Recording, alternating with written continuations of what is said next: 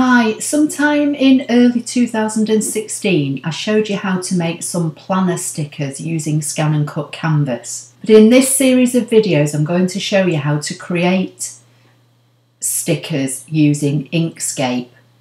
Inkscape has a lot more functionality that we can use. So over the series of videos I'm going to show you how to make these ombre effect checkboxes and these other checkboxes and some shapes and some to-dos. I'm then going to show you in another video how to save them as a template to print them directly from Inkscape on A4 paper, card or sticker sheets. I'm going to show you how that once you've got your basic template, how easy it will be to swap the colours out without having to recreate the template over and over again. I'm going to show you in a video how to make some patterned papers using repeating patterns. And then I'm going to show you how you can use your repeating patterns within your pre-made sticker sheets. So this series of videos is probably going to be about 5 weeks. So in today's video, I'm going to show you how I created these. So I'm going to start with a new blank page in Inkscape. Now, the first thing I want to point out is if you go to the View menu and come down here, make sure you have default selected, and hopefully that way anything I do while I am in Inkscape you should be able to see the same as me. First thing I'm going to do is come over here to the square icon. I'm going to select it and I'm not going to worry about what colour this shape is on this mouse at the moment. I'm just going to left click and drag out a rectangle. Once I've let go, I'm going to select the icon here, top left, the arrow icon, which will select this object. The first thing I'm going to do is come down to the bottom here where it says fill and stroke. I'm going to right click on the word stroke and choose remove stroke. Then while this shape is still selected, I'm going to come up here to the width and height. I'm going to make sure the padlock is unlocked. If yours is locked, just left click once and it will unlock, because I want to set the width and the height independently. So I'm going to left click in this box and highlight the numbers that are already here. And on the keyboard, I'm going to type 1.5 and enter. Then I'm just going to come into the next box, highlight the next set of numbers on the height and make this 1.9 and enter. Now, these don't have to be used for planner stickers. They could be used for stickers for children, for homework. They could be used for anything. But the sizes that I'm going to use in the video are basically, I think, more or less the standard sizes for several of the most popular planners. So I've got 1.5 inch, and make sure that in this box here you've got inches. If yours doesn't show inches, just left click to make sure this box is expanded and change it from whatever yours is to inches. So this rectangle now is 1.5 inches wide and 1.9 inches high. Now, with this still selected, I'm going to right click and hit duplicate. Now it doesn't look as though anything's happened, but it has put a duplicate directly on the top. So it's the duplicate that is always selected. So with this still selected, I'm going to come up here and I'm going to change the height to 1.52 and click enter on my keyboard, and you'll see now my duplicate has become smaller. The duplicate is still highlighted I'm going to come down here to the bottom and I'm going to right click on the white box and I'm going to click Set Fill, and that's now turned the smaller rectangle completely white. I'm going to come up here and open this icon, which is the fill and stroke icon. If you don't have that by any chance, go to Object and select Fill and Stroke and this box will open. So I've got the fill and stroke box open, I've got the original blue rectangle on the back and the white one that we made smaller on the front, and it's the white one that's selected. I'm on the Fill tab, I'm on Flat Colour, and along here you may have RGB or something. I want Wheel. Now I'm going to come down here, and where it's, I'm not touching any of this at the moment, I'll use this later. Where it says opacity, I'm just going to start dragging with a left mouse click and drag this opacity down until I get to about 20%. And if you can't get to it easily, you can use the up and down arrows here. Now, it doesn't look like a lot's happened, but this has changed colour. So if I zoom in and select it, it has changed colour from the dark blue that was here. So with this second copy still selected, I'm going to right click and hit duplicate. Then I'm going to come up to the height and I'm going to make this 1.14 and hit enter on my keyboard. And this one is now slightly lighter than that one. So with this one selected, again, I'm going to right click and hit duplicate. And then in the height box only, I'm going to change it to 0.76 and hit enter. And then again with this one selected, I'm going to right click and hit duplicate, and I'm going to take the height down to 0.38 and enter, and then I'm going to click away. So you can now see I've got 5 boxes that are in this kind of ombre effect. So I'm just going to come back up here now to this icon and come back to the fit to map view. I'm going to drag an imaginary box around them all, and you'll see they're all selected because there's white bounding boxes around everything. I'm going to right click and hit duplicate. That's put a duplicate directly on top. I'm going to left click and drag the duplicate out of the way, and then I'm just going to left click anywhere on the page to deselect. Now the next thing I'm going to do is I'm going to come over here to the polygon and star icon. I'm going to left click to select it, and I'm going to select star and make sure star is selected and change it to 5. Now when I hover over the page, you'll see that I've got a cursor with a star on the end. I'm going to left click and drag out a small star about the size that's going to fit in each one of these boxes. So then I'm going to let go, use the select icon to select it, and I'm going to drag it on top of one of these first boxes. Now if yours goes behind at this point, let go and then use this arrow here to bring it to the top. If yours is behind like that, you can't see it, but you know you've got the boxes around it, just select that, which brings it to the top. Now again, I'm going to click the magnifying icon and I'm just going to zoom in on this one box for now. Then I'm going to deselect that by selecting the select icon. And now I want to make this star smaller. So the first thing I'm going to do is come up here and lock the padlock. And by doing that, when I drag in by a corner now, it will keep it all in proportion and shrink it down in size. When I'm happy with how I think it's going to look, I'm going to position it on the top of this box here.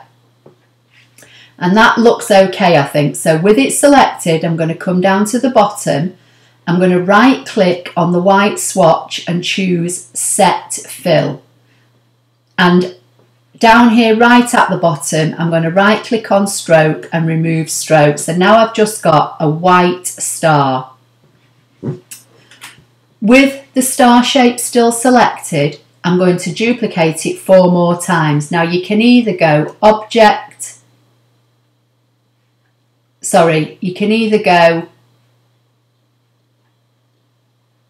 Edit, Duplicate, or you can use the shortcut, which is with the star selected, Control on your keyboard and the letter D 4 times. So I should now have 5 white stars all on top of each other, the original one and 4 copies. Now I'm going to hold the Control key down on my keyboard and I'm going to left click on the top star and I'm going to drag it down. And by holding the Control key, it won't let me move it any other way other than in a straight line down. So I'm going to position this one now where I think it's going to look right centrally to this lightest rectangle and let go. The next thing I'm going to do is left click anywhere on the page to deselect, and just starting outside here, left click and drag an imaginary box just around the stars, and when I let go it looks as though it's only selected 2, but it's got the others that are all on top of this one. I'm going to come up here to the Align box and open it. First thing I need to do is where it says Relative to, left click and choose Selection Area, so that's selected, and then I'm going to come to this icon here, which is Make Vertical Gaps Between Objects Equal, and because I'm having these vertically, that's why I'm choosing that one. That's under Distribute and it's this one here, and once I select it you'll see that the stars distribute equally between the top one and the bottom one, and they all line up. Now I'm going to click away anywhere on the page to deselect. So if I'm happy with that, I can drag an imaginary box around everything there, and you know you've got everything because all your boxes are all highlighted with the white bounding boxes and all your stars are. And then I'm going to go to Object and Group, and then I'm just going to zoom back to the map. So that is my first box. I'm just going to put there. Now with my second one, when I click on it, these are all still individual boxes at the moment, which is fine. So the next thing I'm going to do is come over here to the Bezier Curves icon. I'm going to select it, and you'll see now I've got this kind of pen nib on the end of my cursor.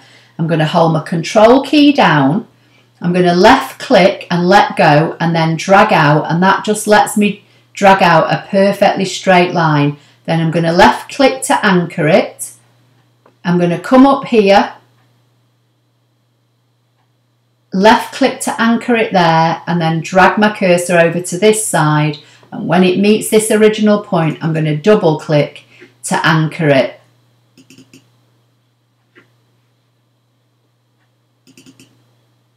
And then when I move away, that's made a triangle. So now, with it selected, I'm going to come to the node editing icon and I'm going to select that, and then you'll see the cursor changes. I'm going to position it approximately in the middle of these 2 nodes, and I'm going to left click and drag it up to make it an arch and let go. And then I'm going to come to this line here, and again about in the middle, left click and drag out. And then I'm going to deselect by selecting the icon here and let go. Now this looks like a bit of a pointed corner here, so I'm going to select it, come back to the node editing icon, I'm going to drag an imaginary box around that node to highlight it, and I'm going to choose this one, Make Selected Nodes Auto Smooth, and that's just rounded that out more now. When I deselect by selecting this icon here, you'll see I've got a lovely arc. Just going to drag it out of the way a little bit. Now, I'm going to right click and make a duplicate and drag the duplicate out of the way. With the duplicate selected, I'm going to come over here and I'm going to choose Flip Selected Objects Horizontally. And then I'm just going to drag it into place and overlap it a little bit on the other side. Not a lot, just a little bit. Then I'm going to drag an imaginary box around both. I'm going to come back to I've still got the align box open, but if you haven't, use the align icon here, or again how I showed you before. Still got selection area, and I'm going to align them along the top edges. So they should line up. With them both still selected and all aligned, I'm going to go to Path Union. So now I've made a heart. So the padlock's still locked. I'm going to shrink it down by the corner, which keeps it all in proportion. If you want to manipulate it taller and wider, just unlock your padlock and drag it in until you're happy with it. I'm going to position it over this second set of boxes. While it's selected, I'm going to come down here where it says fill. I'm going to right click and choose white, so it goes white, and I'm going to right click and remove the stroke, and then I'm going to take it down a little bit more. I'm just going to choose the magnifying glass and zoom in on this section here, and then left click the selection box so that I can bring the heart up onto the top colour. And you can see it's quite big, so I'm going to take it down in size until I think it looks about the size that will work as my checkbox. I'm going to position it where I want it. With it selected, again, I'm going to duplicate it 4 times. So Control D on the keyboard 4 times. Once I've done that 4 times, I'm going to hold the Control key down again and left click on the top heart and drag it down. Position it where I want it and then let go. Then I'm going to, starting outside this box here, drag an imaginary box just around the heart section, not around the whole shape. And then I'm going to come back to this icon here, distribute vertically. Then I'm going to drag an imaginary box around everything. And I'm going to go Object, Group. And then I'm going to use the zoom to map and go back. So there are 2 ombre checkboxes. One with stars, one with hearts.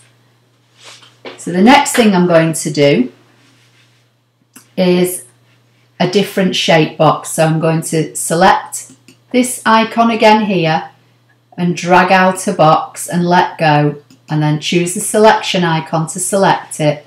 I'm going to unlock the padlock, and in width I'm going to make it 1.5. You can either use Tab or Enter. If you use Enter, you'll just have to click in the height box. If you use Tab, it will set the width and tab over to here for you. And I'm going to choose 0.5. And Enter. Now again, I'm just going to zoom in a little bit. And with this box selected, I'm going to come down here and right click and remove the stroke. And then with it selected, I'm going to choose the node editing icon. And you will see a circle appear in the top right hand corner. I'm going to left click and drag that circle down just to round the ends slightly and then let go. And then when I select it again, you'll see now that the corners have rounded. With this still selected, I'm going to right click and create a duplicate, which puts the duplicate directly on the top.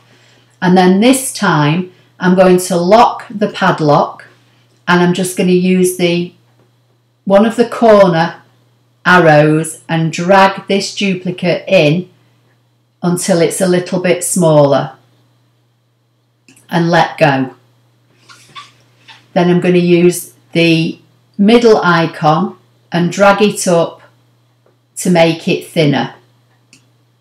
With it still selected, I'm going to come down here and I'm going to right click on the white swatch and set the fill. I'm going to select them both by dragging an imaginary box around both, and then coming back to the align icons, I've got selection area chosen. That just means you want the software to do something on the items that are selected. I'm going to come to the align on the vertical, and then I'm going to left click and just deselect. So I'm left clicking on the page to deselect. Then I'm just going to left click on this, and using the arrows on my keyboard, I'm just going to scoot it up a little bit just so that it moves up ever so slightly. And if it doesn't, for some reason, this software is a little bit buggy on my Mac at the moment. If it disappears, just move it with your cursor and then drag an imaginary box around everything again and just come to the align center again so it sits it centrally.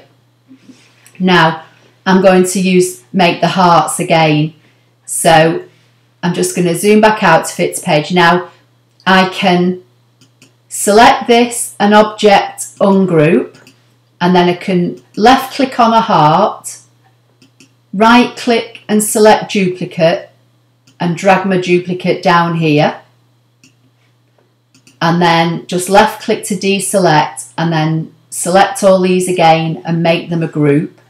You don't have to make them a group, I'm just doing that in case I move them around the page and they come apart for any reason. Just going to zoom in on this again, use the selection icon, select the heart, make sure the padlock's still locked and drag it in to make it smaller.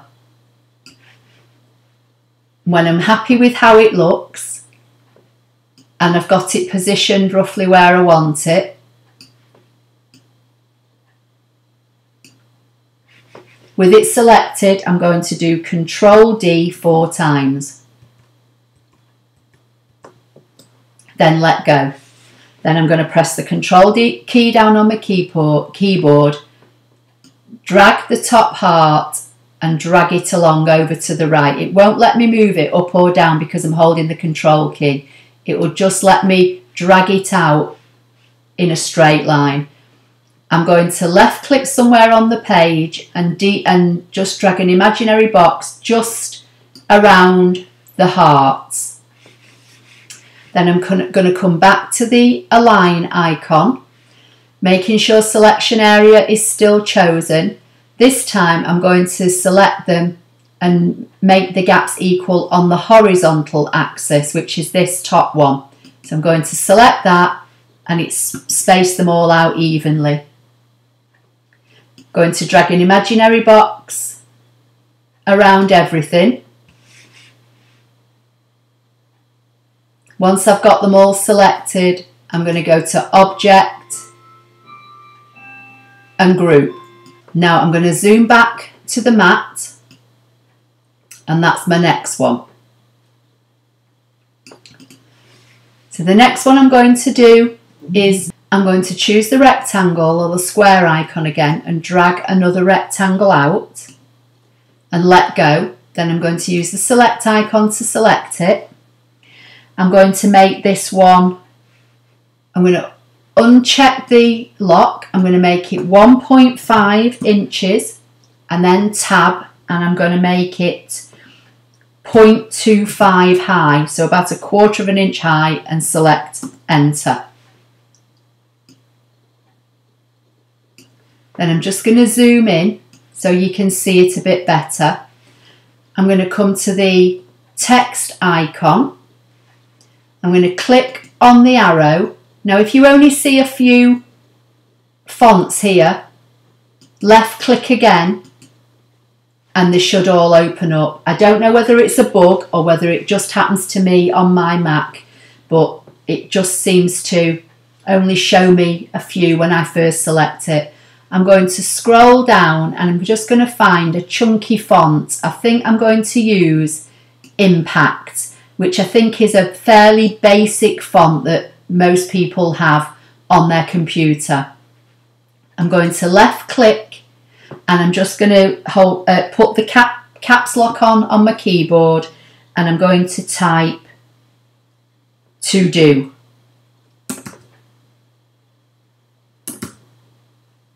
And then I'm going to left click on the selection icon and I'm just going to drag them down onto here.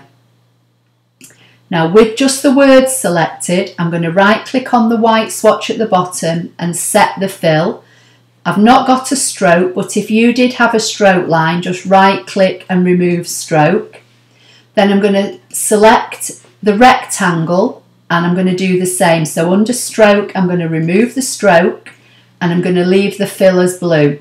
Then I'm going to drag an imaginary box around both, and again I'm going to come to the alignment icons and I'm going to centralize them horizontally and vertically. While they're both selected, I'm going to go to Object and make them a group. I'm just going to close the align box down and I'm just going to zoom back to fit to map. So that's my to-do tabs. Obviously you can create as many of these as you want, which we'll go more into in another video. And then the last thing I'm going to show you in this video is just how to make a simple shape.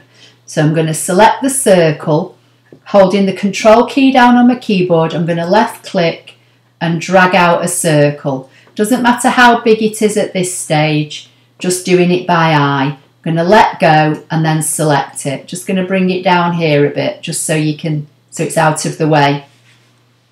Then I'm going to come to the stars and polygon icon. I'm going to choose the star and I'm going to take it down to 3 and I'm going to drag out a triangle. And I want it to be a similar width here to this circle. So I'm going to select it and drag it on top of the circle, and then I'm just going to zoom in. Just looks like a funny hat at the moment, doesn't it? I'm going to left click to select it and just using the arrows, I'm just going to drag it in from both sides until the points of the bottom here line up with the outer edge of the circle. And if you left click on it again, you get the rotate handles and you can rotate it slightly. I've got a bit of a lag on my screen. I think it's because I'm recording. So now I'm going to left click to deselect, drag an imaginary box around both, and I'm going to go to Path Union. And that should weld that shape together. And then I'm going to come back to Fit to Matte. And then I'm going to look at the size. It's a little bit big, so I'm going to lock the padlock and then drag it down until it's probably about 1/2 inch, something like that. I can set it exactly if I want. I can highlight there and type 0.5. And then I'm going to bring that up here. And then again now I'm going to duplicate this, but I'm going to duplicate it 6 times to give me 7 in total. So while it's selected, I'm going to hold the control key down and hit the D button 6 more times. And then let go. And then I'm just going to drag out my 7 shapes.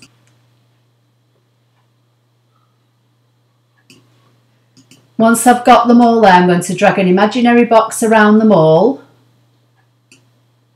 come back to the align icon, and I'm going to distribute them vertically, and I'm going to line them all up centrally on the vertical axis, so they're all in a straight line now.